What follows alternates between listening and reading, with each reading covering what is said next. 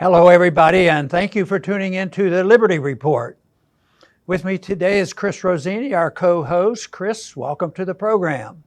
Good morning. Great to be with you again, Dr. Paul. Very good. I'd like to talk today about who ends up paying for all the free stuff, because in politics today, we hear a lot of people. There are more people in Congress right now that talk about more free stuff for everybody, and they, I guess, have been successful and they can win elections doing this.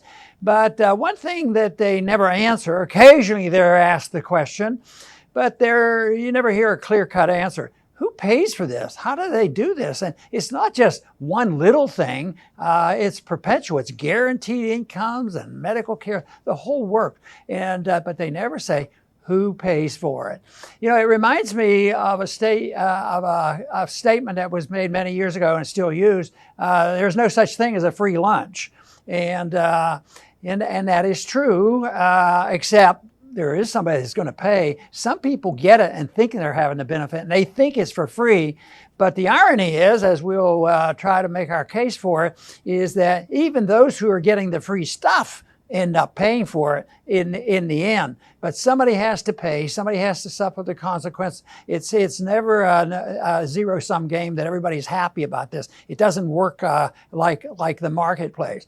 And, you know, the famous journalist, Austrian economist Henry Hazlitt had a pamphlet out, a booklet. It was called Instead of What? He spends his time making a point that you know, if you spend money or give money and make something look free, what would have happened if that money would have been distributed in the marketplace? Individuals spent the money, not the government delivering free goods and services to somebody. And he explains that it would be a more productive use of that money and resources. But that question isn't asked too often either. But that's an important reason why things are distorted, and why early on, and when you're selling this bill of goods of free stuff, sure, it sounds good. And depending on the environment, how many people are going to take it. I guess there is a temptation of human nature. You know, it's pretty hard to turn down free stuff, but somebody makes a living out of giving stuff away for free and hiding the fact of who gets to pay for this. So, Chris, what do you think about this free stuff? Have you gotten any of it for yourself lately? No, I do not. I don't participate in it. But it's really exploiting human nature, because all of us, we want things all day long, every day, and we want it right away and with as little effort and labor as possible. The question is, how are you going to get all the things that you want? Are you going to get it the peaceful, voluntary way with others, or the violent and involuntary way? And that's the area of expertise for the government. Now, you can get something for free. It's called charity. If somebody voluntarily gives you something, that's, you know, you could consider that as free. But government is fake charity. They steal from one person and then give it to another and then claim that it's.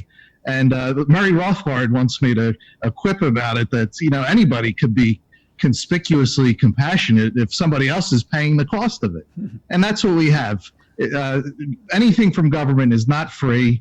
It's stolen goods that is wrapped in the word free. Right. And you know, when this question is asked in the political arena today, sometimes it's said that, oh, we'll just tax the rich. We're going to put the taxes on the rich, and that's how we're going to redistribute this income.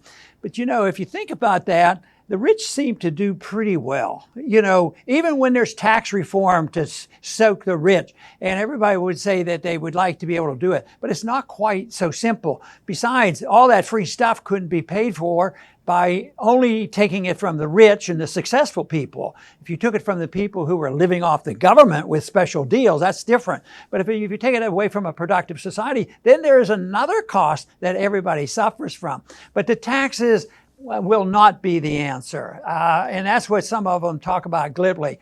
So what ends up most of the time is the government will pay for it, but they never, who's the government?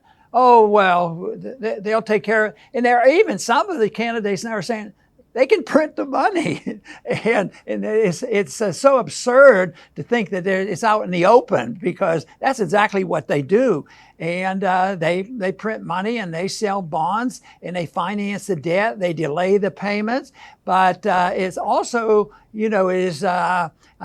food for the Federal Reserve to manipulate, and they do this, and also that then leads to the business cycle. So what happens during the business cycle? Well, some of these people who are looking for stuff for free suffer the consequences. No matter how much free stuff they have, they might all of a sudden, middle class people who may not have been taxed might suffer by losing their jobs and losing their houses, and certainly higher prices. So it's ironic, but some of these individuals who are demanding free stuff, they still have to spend some money, and they may suffer the consequence of a greater inflation rate than the people that they theoretically took the money from. So this is all a gimmick to try to fool the people into believing that there is such a thing as free stuff. But it's good politics, and it's running rampant right now. But one thing for sure, it can't last. If that were the case, and we were able to maintain our standard of living by just printing money, and we're doing a pretty good job now because we're still issuing the reserve currency of the world. If it really was a sound economic theory, Americans wouldn't have to work, because we could just say everybody gets free stuff. And everybody will just print a lot of money, and there are some who advocate that. And we'll let the Chinese and others keep buying our debt, which they have been doing. But eventually that ends up, backfiring. Either they quit buying the debt, or the debt gets monetized, and then that causes the inflation and a business cycle which can't be handled. And instead of free stuff for poor people, there's a lot more poor people and not much free stuff around to pass out.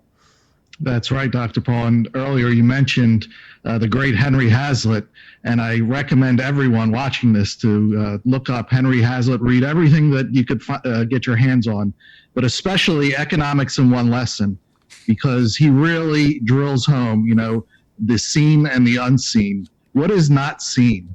Now, I'm sure many of our viewers a few days ago wrote a nice big check to the federal government. Well, what's never considered is what would you have done with that money if you didn't have to flush it away to Washington? Could you have taken a vacation, bought a new car, maybe put some better food on your table, or bought some gold?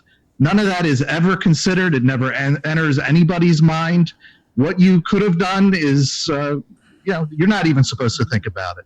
Instead, you write your check, all your labor that you worked for, it gets flushed away. You don't know what happens to it, and what you see that happens, you disagree with, and unfortunately, what could have been is gone as well. And a lot of times people don't realize that this redistribution of wealth by force, it has to diminish liberties, and that is how they redistribute wealth, and also contribute significantly toward the wealth maldistribution, because although it's designed to help the poor people and distribute wealth, the whole system of inflationism and all creates this problem of the discrepancy between wealth distribution. But a lot of people don't think about it, but force has to be used to provide many of these services, and whether it's by price control. I mean, if you're going to give free medical care, who's going to pay for it? Well, they might not pay fair market value for it. So if you look at it, doctors don't get paid fair value or the full cost of their medical care if they're taking only Medicaid, and therefore they're more or less intimidated by rules and regulations and pushed into these things and to provide this care. But to solve some of those problems, what also follows is there will be shortages. There will be an effort in the marketplace to put up prices if they're all forced to provide certain services for so many individuals. And right now, Another thing that should annoy a lot of people is there's a lot of people coming into this country not through the legal means, and they're going to be recipients of all this free stuff. And what is outrageous is some of them get moved up into the front of the line in front of the people, American citizens. But you know, those who think that it's so neat to have government taking care of us in medicine, you know, there was somebody the other day, one of those progressive politicians, they said, this is the only country in the world that doesn't guarantee medical care for everybody from cradle to grave. Well, you know, guaranteeing it is one thing. Getting it is another thing. Yeah, there might be a lot of countries around the world. I'll bet you, if you look at the poorer countries, everybody has medical care, but the right, you know, they're guaranteed it, but they don't end up getting it is the whole problem. If people are, you know, enthusiastic about the government distributing medical care, they ought to go visit the VA hospitals. I've worked there. All the physicians generally go through VA hospitals, and just think of all the controversy in recent years. I don't hear so much in this past 6 months a year, but all the lines, waiting in lines and poor care and not getting the services for the veterans that everybody agrees they should be taken care of. But that is government distribution of medical care, and they're no better. Just think of all the effort, unconstitutional effort of the federal government to run our schools and get everybody in this country deserves free education. And nobody, unless you go to a private school or homeschooling out of desperation to get away from the government school, go to a government school. It doesn't cost a cent. But there is a major cost for that. Indirectly, you know, taxes go up, and ultimately, and now they're enticed to get it by student loans. And now there's $1.2 trillion worth of debt. Oh, but I got my education for free. Everybody thinks it's for free, but quality goes down. There is no doubt about it when that happens. So the part that I think is more annoying is what happens to a government-run school system. It's nothing more than an indoctrination. That is why by the time we finish 12 years, and most of our colleges now, they haven't learned anything about Henry Hazlitt and Austrian economics. They've all been taught, inflationism, Federal Reserveism, welfareism, and this is because we have a monopoly control of education. The founders didn't give us a monopoly control of education from the federal level. And that is a horrible situation on how to educate people. And now we're starting to see the consequence of that. You know, they say there's a lot of jobs out there, but our people aren't trained well enough. Well, we need more people to come to our country because we don't train our people here well enough. But that is a consequence of centralized monopoly control of our education system. That doesn't mean that anybody that goes there doesn't make it. I had to go through public education. But overall, though, I was not introduced to the history that I believe is more authentic, or the economics especially. I never heard of it in government schools. So that is a cost that's hard to measure, but it is a cost. So, Chris, it's some of these invisible costs that we don't see, the kind of thing that Henry Hazlitt points out, that you don't see, that are probably much more serious than just the dollar cost that we do have a little bit of ability to measure. Yes, Dr. Paul, those are all great points. And I'll finish up by saying that America was at one point a genuine land of the free, and there are still remnants of it left. But the ideas did take hold, and you've given all of these examples that big government is needed. And if that's what people wanted, that's what they've got, and this is it. It's here. Government has never been bigger. And look at the results. It's because, you know, the way that people go about getting the things that they want. It's not the peaceful and voluntary way when government is involved. They're redistributors. They take and then they give, and with that kind of system, you get a free-for-all. Everybody wants, and nobody wants to give. So it's been warped, but the peaceful way is always there. It's always an option that we can choose, and there's really no reason to wait for everybody else to catch up. You can do it individually.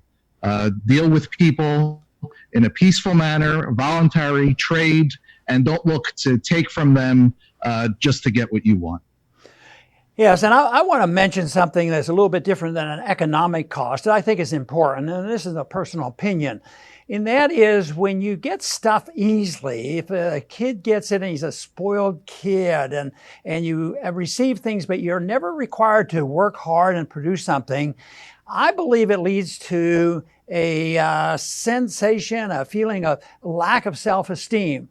I am convinced that productivity, regardless of our abilities, is key to people's satisfaction and happiness. If they can produce something and to help and take care of themselves, there's more pride. They lose this sense of pride for what they can do. But once you have this wealth redistribution by force and by all these complicated government rules and regulation and destroying liberty and responsibility, I think people get pretty unhappy. And I think this is more or less what's going on right now. There's a lot of unhappiness. There's class warfare going on. There's wealth maldistribution. In a free society, I think there would be a cancellation of this anger if everybody knew, you know what, this is what I did. This is what I was able to do. And you say, well, everybody won't be able to do the same thing. No, that is absolutely true. But the responsibility is for each and every one to maximize their efforts, to do what they can. And in a society that promises free stuff to everybody, believe me, you destroy that whole incentive. So this is one reason, for a personal reason, I think that a free society and free markets is so beneficial, because it develops a self-esteem. But it also gives us the maximum welfare for the middle class and the poor. This is what they don't believe. People believe you have to use force and inflation and debt and all these things to make it a fair world. They are completely wrong on that. We want justice under this system, but we want people to be rewarded for being able and willing to take care of themselves. So that is a little difficult to measure, but on the economic laws and the rules and the consequences, much of what we have already talked about, very, very real, and people should just study economics and come to understand that there is no such thing as a free lunch.